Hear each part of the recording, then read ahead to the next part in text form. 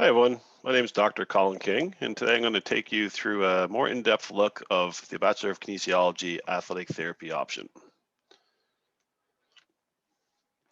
So first, just wanted to go a little more detail about, what the profession of athletic therapy actually is, where graduates can find themselves employment, and what is actually included in the scope of practice of an athletic therapist. So one of the common questions we get as an athletic therapist are, what exactly is an athletic therapist?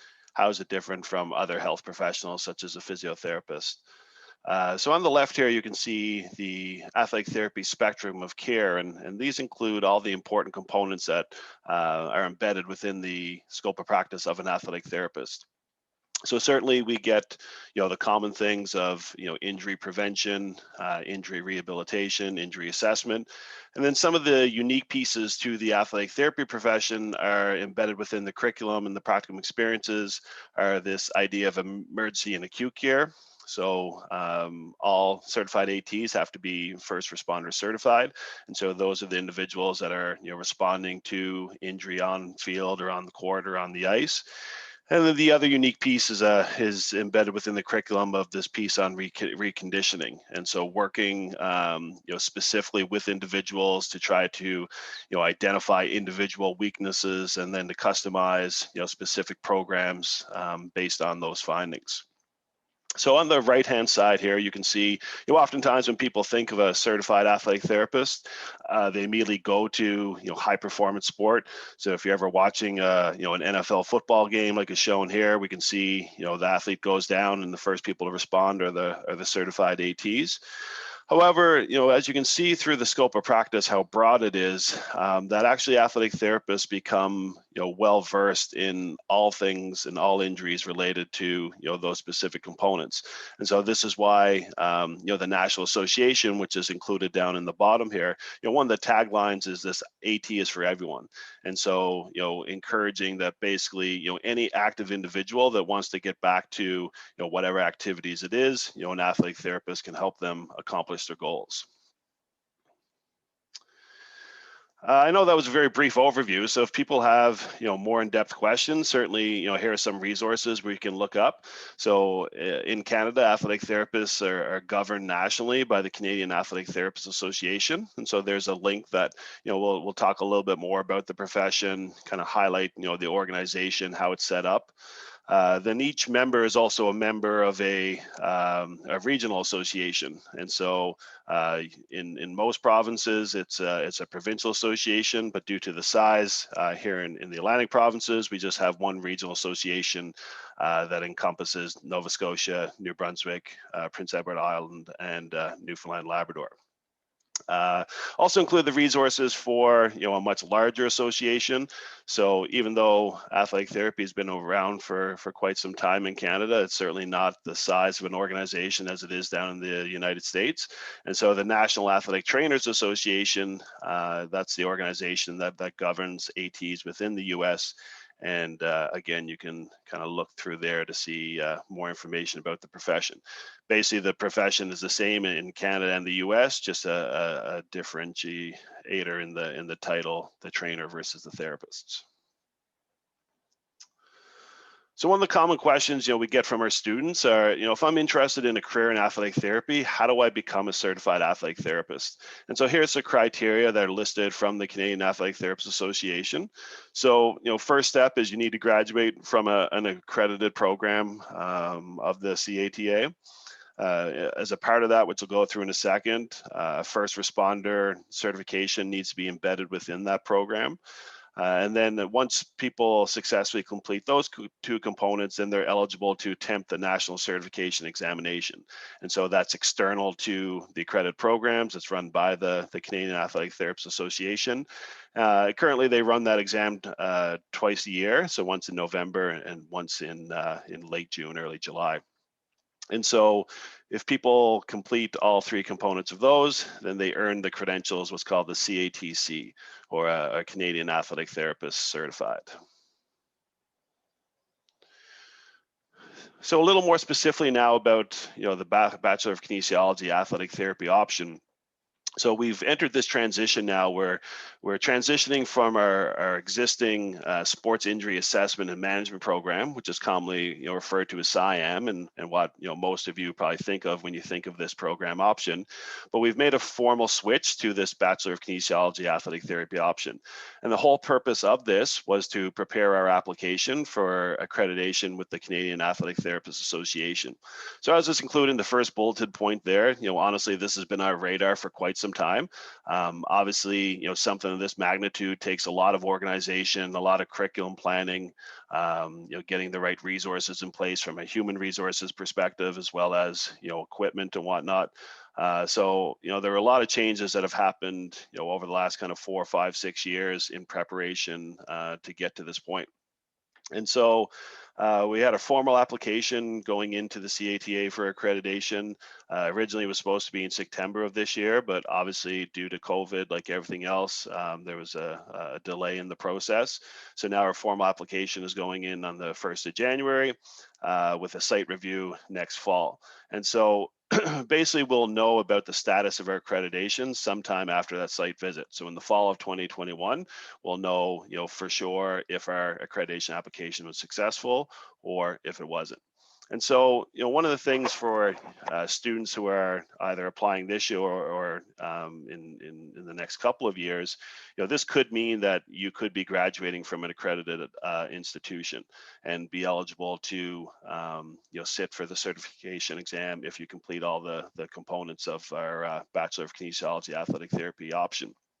So we made the switch last year. So last year, students that entered the therapy stream, so they actually are our first group within our BKin AT option.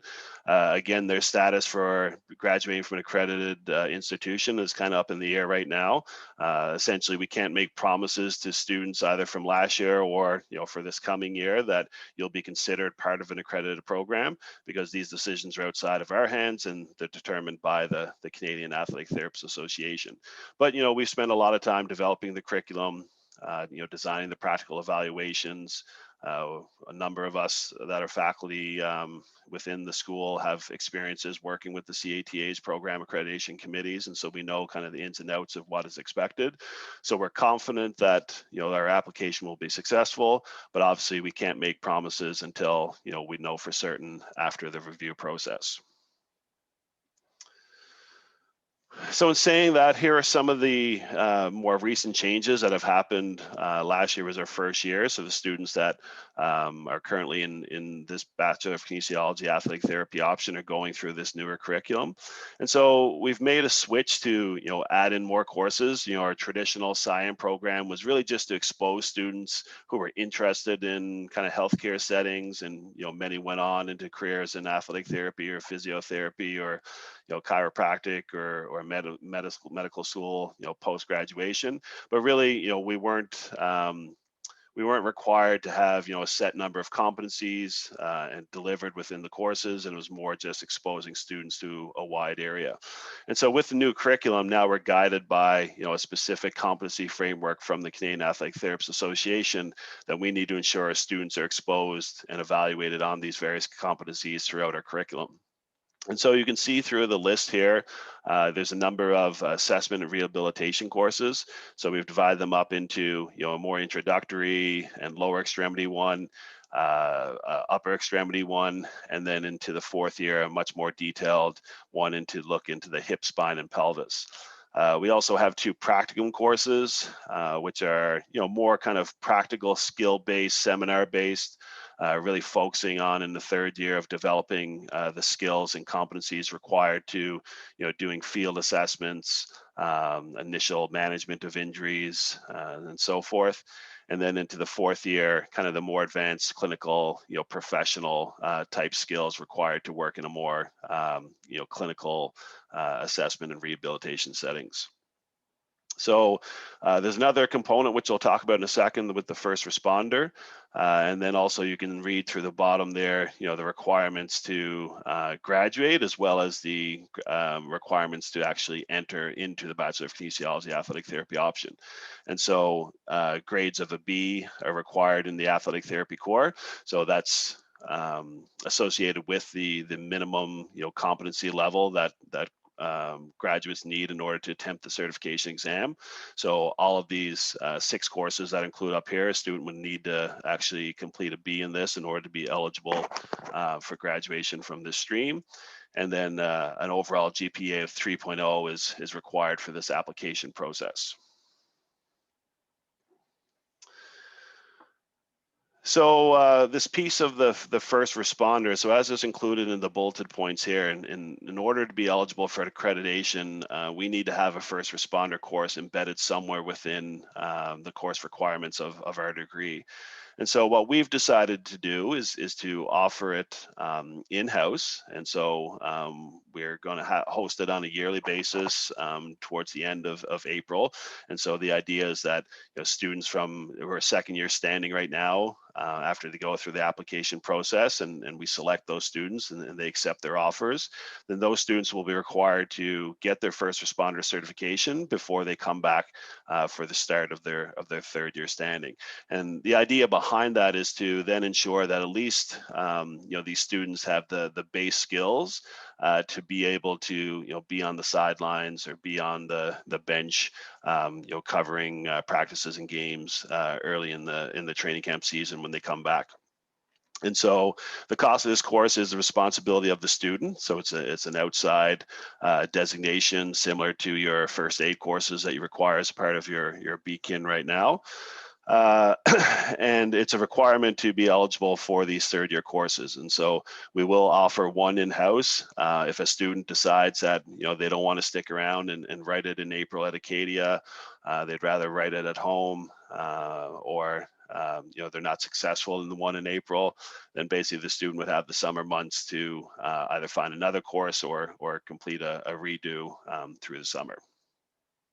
And any questions about that, certainly we can have more detail for those successful applicants to give them options and put them in contact with people in their home provinces if they are interested at completing it at home.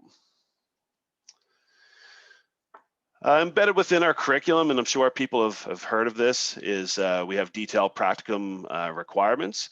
So this was one other thing that we had to make some changes to, and this is our first year where we've made these changes, and we've been getting some positive feedback from the students coming through the program. So one of the important things is that we need to ensure that our students are exposed to a wide variety of experiences and a wide variety of sports. Essentially saying that someone can't just come and cover a non-contact sport like volleyball for 2 years and then be eligible to say that they can attempt a certification exam because they haven't been exposed to the high risk sports and the collision type of injuries that we see during footballs and rugbies and hockey. And so what we've done is there's a required number of field and clinical practicum hours that are built into these practicum courses. And then we have set various internal, currently right now we just have internal because of the number of students, field and clinical placements. But the idea is as we grow the program and have more professionals working in the area, then it'll be easier to expand and have more external placements as well. And so that's kind of the biggest change from our existing SIAM model, where traditionally in the SIAM program, a student was placed with the same team in their third year of the program. They worked with, volleyball as that example. And then in the fourth year became the senior student with that same team. And now what we do is a more of a rotational system where each student in the third year does 2 rotations per semester. Working with various contact, collision, and non-contact sports over their entire 2 semesters of the third year. And in the fourth year, they get placed with a single team and then get that experience of, being the senior person, kind of overseeing the mentorship role, with the junior students that they're working with, interacting with the coaches, having a little more autonomy in their position. So one of the other common questions we commonly get is related to our varsity athletes eligible to participate in this program, and this is honestly one of the most difficult decisions that we had to make moving from our existing SIAM program to the more extensive accredited or hopefully accredited program. And this was certainly a difficult decision. It wasn't done because previous varsity athletes didn't contribute to our program, because honestly they added great value to our program. But where we need to be able to evaluate students in different field and clinical settings and assess their level of competence. If a player is playing their sport, then we can't assess their abilities to do those different assessments and interacting with coaches and whatnot. And so we had to make that difficult decision that unfortunately current varsity athletes are not eligible to apply for this program if they're actively playing their sport. And you'll see that this is a standard program practice at every single accredited program in Canada and in the United States. So just to go through a couple of important points regarding the application process. So if students are eligible, if they're considered their second year standing of their current kinesiology degree, and just remember that it's included in the introductory session that I did with Dr. Fowles and Dr. McCary and Dr. Shields, that this program itself, even though it's a kind of formal program option, it doesn't provide students with a separate degree. So it still provides a student with a Bachelor of Kinesiology, so there's no program change required. Although, as you can see through the curriculum, you're provided with the depth and breadth of all these athletic therapy related courses. The applications for the program options will be sent out through the KinStu email. So certainly, keep checking through that. We're going to send it out before the Christmas break, so that if some students choose to work on the application through the Christmas break, then they can so choose to. The other important piece is that we use a common application for the two formal program options, so being the practical program options, I should say, the athletic therapy one and the exercise science and training. And so when you look through the application, you'll notice that on the first page it has which program option are you applying to. If students are interested in applying to both, they can't take both programs at the same time just because of the sheer number of practical hours and number of courses required to complete both programs right now. But if students are just interested in applying to both to see what happens, or if they get offered in two programs, which one they would prefer, then on the cover page of the application, we ask students to rank their order of preference at this time. So do they think that they're leaning more towards athletic therapy option, more towards exercise science and training, or honestly, if the students are really unsure, maybe even indicating that on the application that they're interested in both and really can't, pick which way they're leaning towards right now. So I have a couple of important dates. So even though the applications will be sent out before Christmas break, we will send them out again afterwards, just to make sure students have the opportunity to see if they missed the initial email. So what we've decided to do is we're going to do two live sessions after the Christmas break. So kind of just before that week before classes start. So on January the 14th at 1 p.m., we're going to do one virtual session live for the athletic therapy option. So this will give students a chance to log in. Really won't be as formalized as this. It just gives the students a chance to answer any questions they might have. And then same thing later on the day, there's going to be one for the exercise science and training option. The applications will be due the 1st of February.